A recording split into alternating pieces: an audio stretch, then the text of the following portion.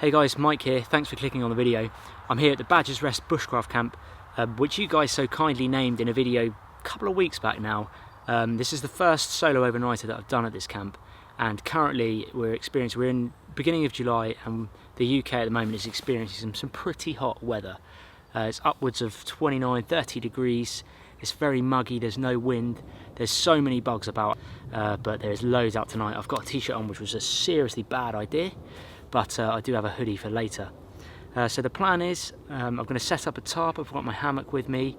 It's a really kind of light overnighter, this one. I've come with minimal gear, and I'm just going to run you through the gear that I've got now, then we'll set it up and get some grub going, and I've also got some beers for later. So first up, I've got my tarp. This is a DD 3x3 meter tarp, not sponsored by them, but I'm just giving you guys this information. I keep this in a small stuff sack here. Then I've got my hammock. Again, just a DD frontline hammock. It's got a bug net with it, which is essential for me for the summer months.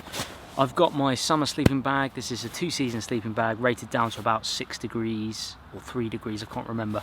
Probably about 6 degrees of comfort rating, but it's a fairly cheap bag, but it doesn't really matter too much in the summer. I think your winter bag needs to be much more durable and warm. So in the side pouch of my bag, I've got my 1 litre stainless steel bottle with a nesting cup as well. That's got water in it. I brought water with me because there's no water source here. As far as tools go, I'm on minimal gear, so all I've got is my knife, just the Virtus Utilis, and a fire steel. In a leather sheath, that's it. I've got no saw, I've got no axe. We're going minimal on this one. I've then got a flashlight. I usually have my head torch, but it's charging at home, so I've got a flashlight there. Some of the most important stuff, and actually this is new stuff because last time I was using DEET spray and a lot of you guys said don't use DEET, it's really not good for you. So what I've gone for is this soya. It's like a lotion that you put on that's an insect repellent from soya. Don't know if you guys can see that. There you go. Not sponsored by them, but yeah, that's just going to give that a go. It's a lotion you rub into your skin, kind of like sun cream really. And it's got insect repellent, and it says it lasts up to 14 hours and it repels mosquitoes and ticks, which is handy because we do have ticks about this summer. I don't know about you guys, but we do. Also, I've got the soya sun cream there as well, which I don't need at the moment because it's evening, but maybe for tomorrow. Small DC4 sharpening stone, which I don't intend to use, but just in case my knife gets any nicks, I can use that to sharpen it. I've got an oilskin pouch here and a canvas pouch here. This has got all my wash gear in for cleaning teeth and things like that. This has got all my cordage in. These were made for me by Tim at Blue Angelical Bushcraft. Really nice guy, does a lot of custom bushcraft stuff. Big fat steak.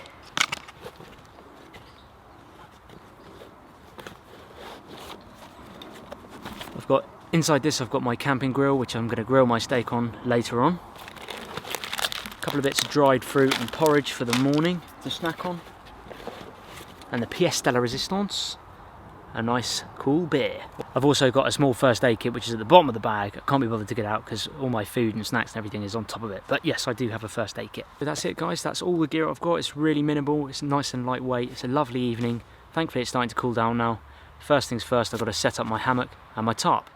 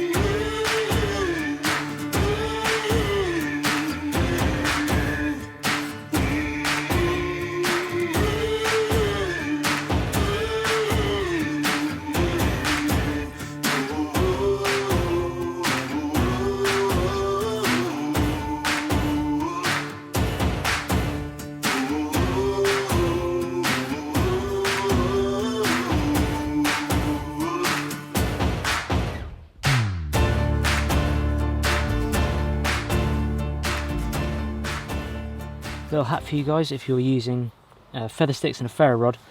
Sometimes you can just place your ferro rod into the bundle like that and fire sparks into it and it will light, but often the loose parts just like here just get blasted away and you lose them.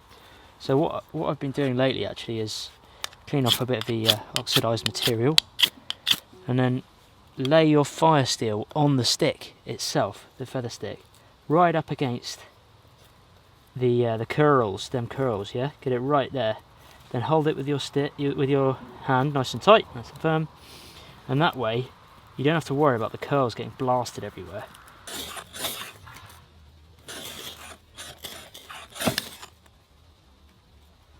Oh, there we go. And there you go. You have the flame.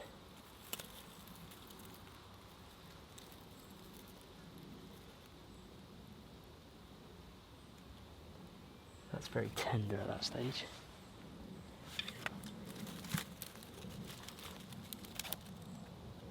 Just let that catch a bit more.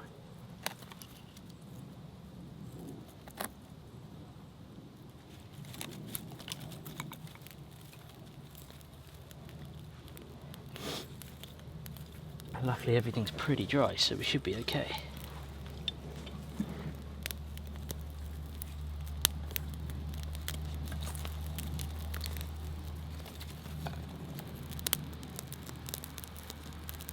Get that TP going.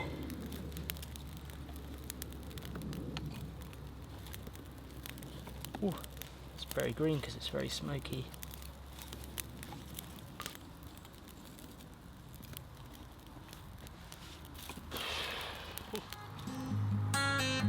Hold on to your fire. Feel the need to burn for days bygone. I know, so would anyone. Oh, oh, oh, don't you let that fire go now. Oh, oh, oh, don't you let that fire go. Time for the grill. I've kept it in this packaging just to protect the actual oilskin pouch. Dead easy grill this, just folds out nice and neat. Let's get it on the fire.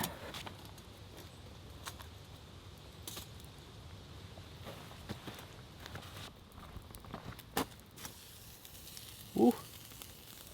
Rump steak this is. Looking forward to it.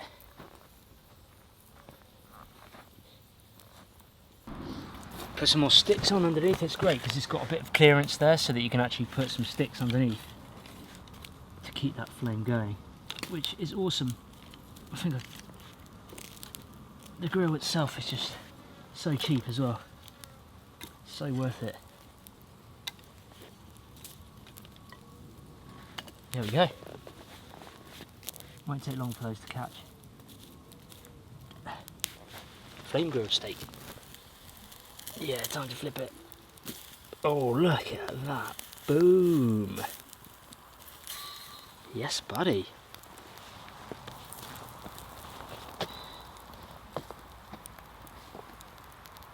So I get a lot of questions with this grill about how do you lift it off if the metal's so hot on the sides. How do you lift it off without burning your hands because it's all metal? All you do is get yourself two sticks like this. Then you lift it one each side underneath the pivot points for the legs.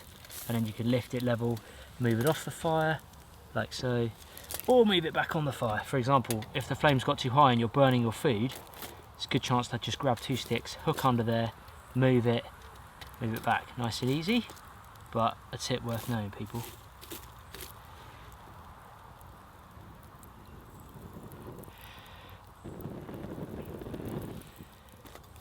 That's what I want. Okay, so steak is ready. Gonna cut it straight from the grill. Made a nifty fork because I forgot my spork, so it's just a spiky stick, and obviously my knife in the other hand. Let's give it a taste test. Oh yes, it's pretty well done to be fair, but who cares? Who cares? Mmm. Mmm.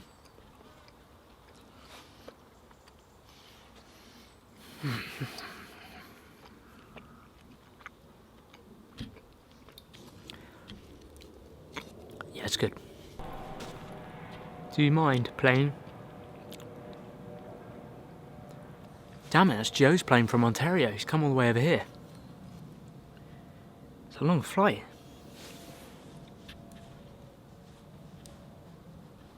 I'm just going to share you every bit. How good does that do? Forgot the steak spice. Damn it! No! I forgot the steak spice.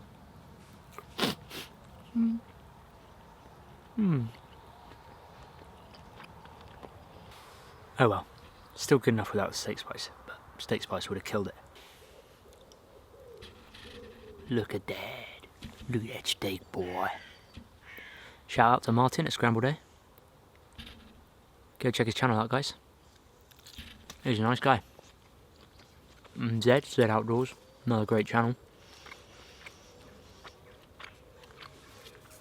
Sean, My Self-Reliance, I've been really enjoying his channel lately. He's doing a log cabin project, which is awesome. So definitely follow Sean. And he's a fisherman.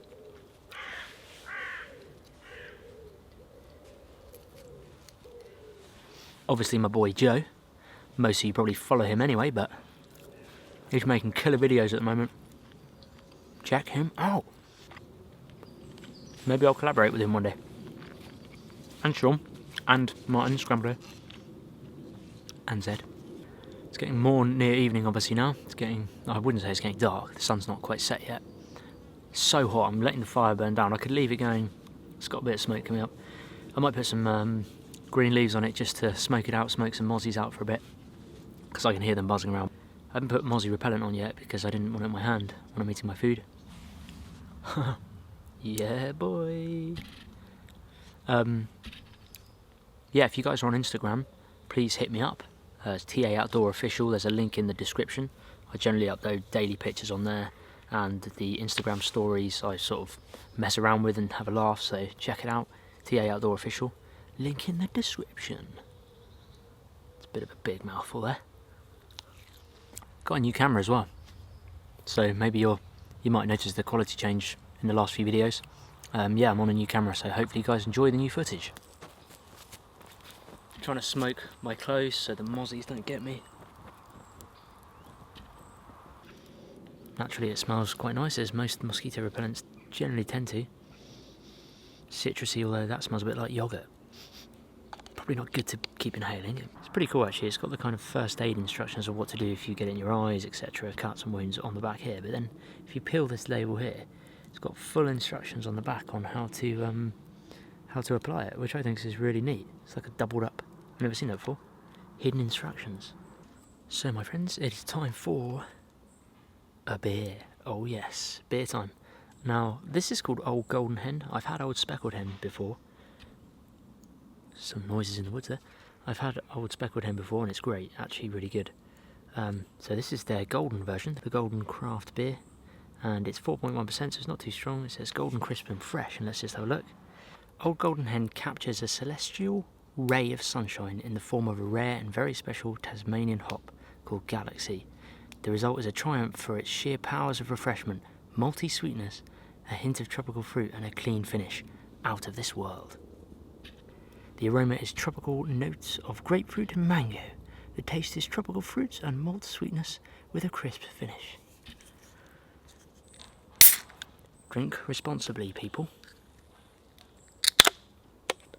Ah, beer in the eye. Bye-bye. B-I-B-O. Cheers, guys. Wherever you're watching this, thanks for watching. Thanks for hitting the subscribe button if you did. Thanks for hitting the thumbs up button if you did. Oh wow, that is amazing. That is like 10 times better than Old Speckled Hen. Old Golden Hen, that is incredible. That is incredible. My camera focus is starting to go. Sorry about the low light, guys.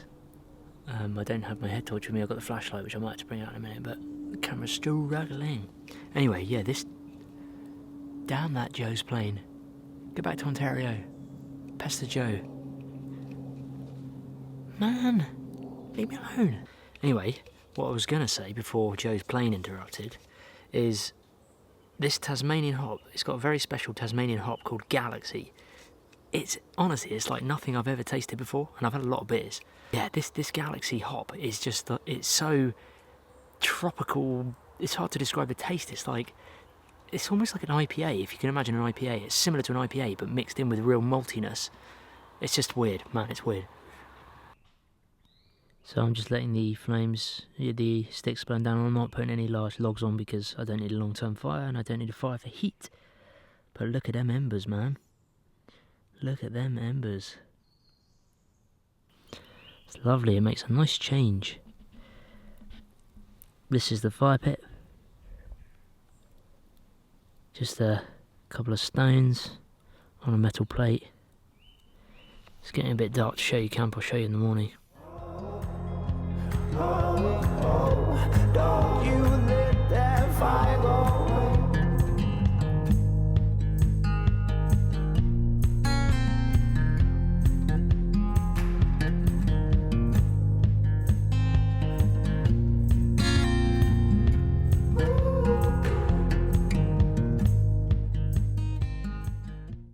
Anyway, fellas, I'm going to see you in the morning, hopefully, where I'll cook up some food and see what the day brings me. Cheers.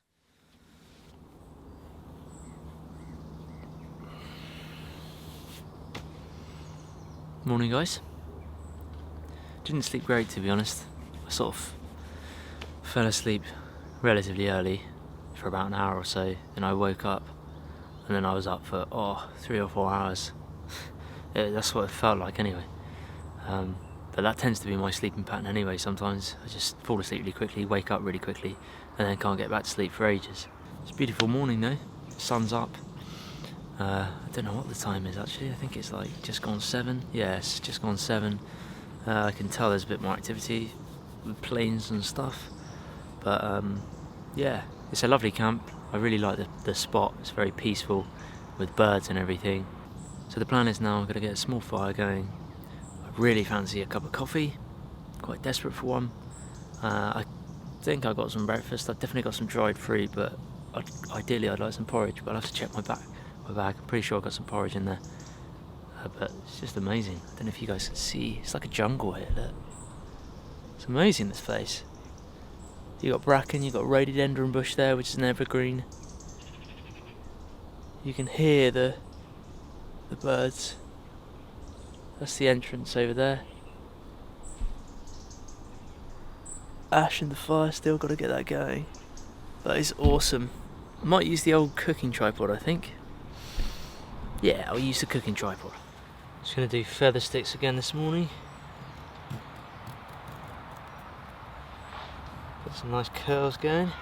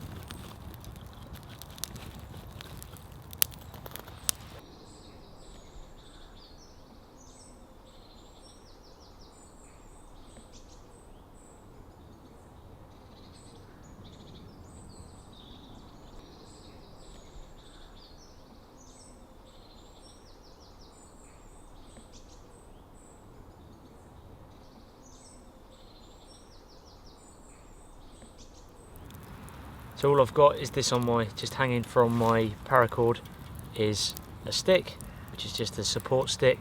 Then I've got the kind of fish mouth opener for the bottles. You can use them on the stainless steel bottle and the stainless steel nesting cup as well.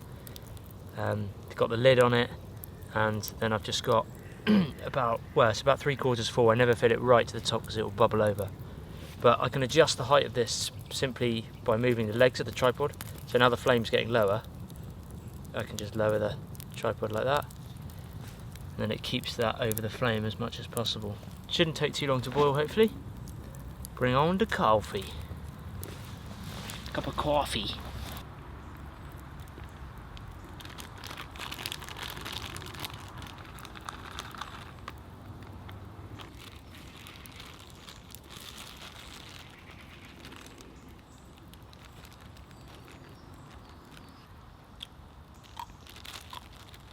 Turns out I don't have any porridge, so luckily I've packed some sweet and dried cranberries and my trail mix, which I mix up. I go through this quite regularly during the day anyway. It's got a mixture of nuts, these bright coloured things are M&Ms, raisins, there's all sorts in here, so that is breakfast this morning.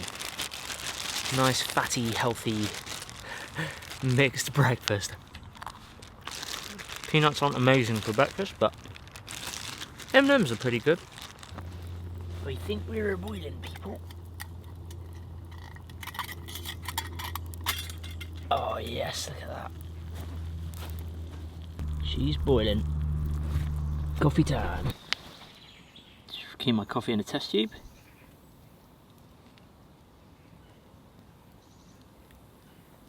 Just makes it easier to store. It's instant coffee.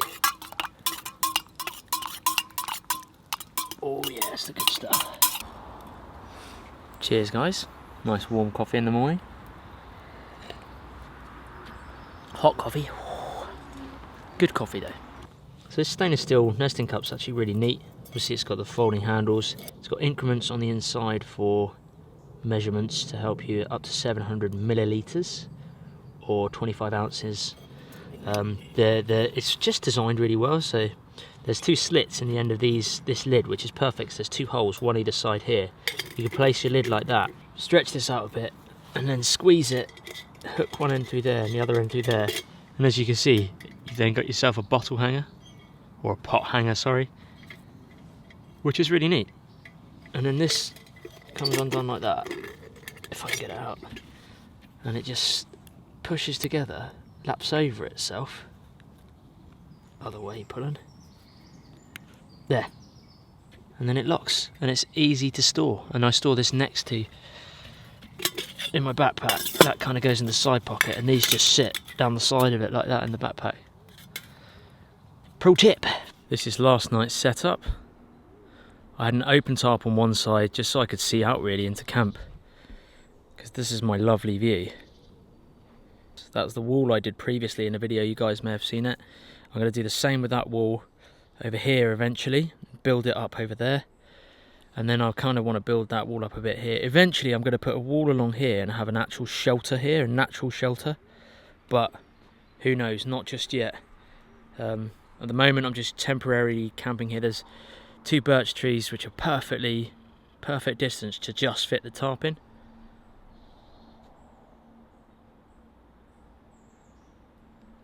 And then this is the frontline hammock with the bug net. So it's got zips either side. So it's the same on the opposite side over there. Nice big long zips. And then this you can roll this right up with the other side as well, and it pinches in the middle, so you can kind of have it open. Or you can just undo this altogether, the suspension slings here, and let that flop down the net, and then you can just have an open hammock if you want and just lie on the net. But in here, it's not a double lay hammock, it's just a single lay. But I have my, if you can see this, my shemag for my pillow. Just keep that in my bag, that's up in the top. Then my sleeping bag, 2-season sleeping bag. I think my head was at that end last night. I know they talk about the 30-degree angle. Little tip as well, if you have your sleeping bag, cover your stuff sack, which is here, wrap that over your feet, inside your sleeping bag at your foot end, and it keeps your feet warm, because generally in a hammock your feet get cold quite easily. So yeah, wrap that over there. Then underneath here somewhere, yeah, here, if I can find it, where is it? just here there's a bit of Velcro which allows access to the underlayer of the hammock in between your sort of sleep layer and your outer shell, and that allows you to put either a roll mat in there or reflective blanket in there.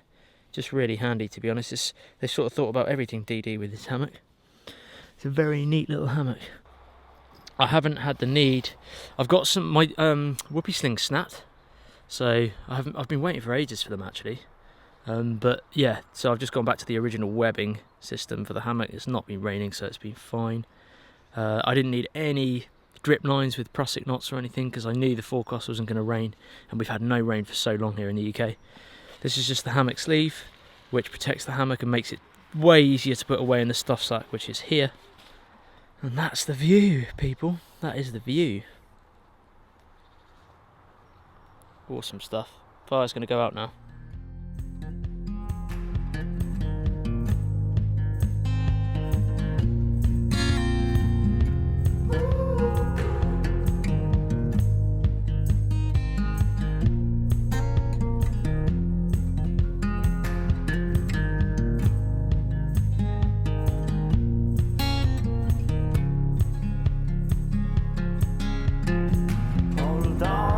Fire, hold on to your fire. Just hold on to your fire. Hold on to your fire.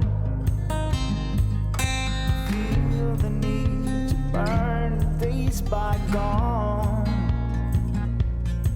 but I know so.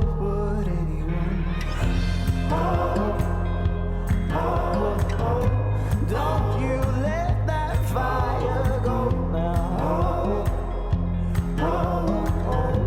Don't you let that fire go. Don't you let that fire. Well guys, I have 16 seconds left on my camera chip, so I'm going to have to say goodbye. But I'd like to say thank you very much to everyone who's watched the video. If you did enjoy it, please click the subscribe button. And camp is packed up, I've got my gear down there ready to go. Hope you have a great day guys, and I'll see you soon on another episode of TA Outdoors.